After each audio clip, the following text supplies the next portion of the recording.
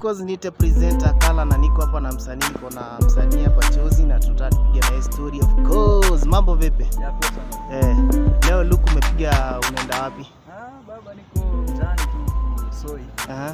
Kuna kazi fulani nataka kufanya kwa siku ya leo. Nafikiri tuendelee kujua zaidi tukishafika tuanze kazi.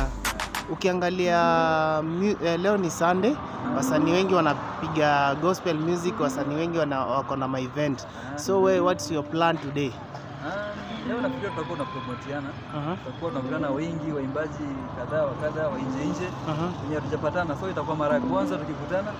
Alafu tutakuwa tunafanya mambo mengi, tutapiga interview, tutapiga muziki, yote tutafanya. Tutakuwa na footballs pale, tutakuwa na maybe dancing, tunataka competition kiasi itakuwa sawa.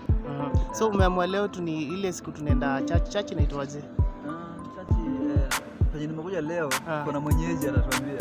Sasa hiyo ndio saizi. Okay, tuzungumzie story ya ngoma. Muziki si mbaya.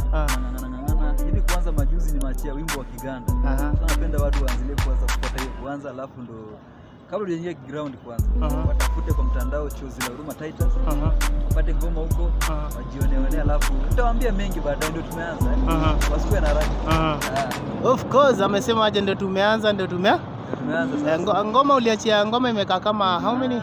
Ngoma imekaa wiki 3 hivi, ndio bado tunaisukuma sasa. Ngoma ni ya Kiganda ama ni ya Kiganda baba? Twende kazi.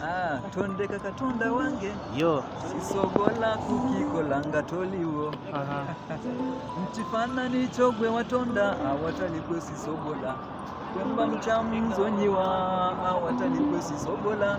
So nitaendelea pale wakati wakienda YouTube waione kwanza, alafu tutaendelea baba. Of course kutoka kwangu presenter Kala, tuko na Chozi hapa. Of course kama dawa niko presenter.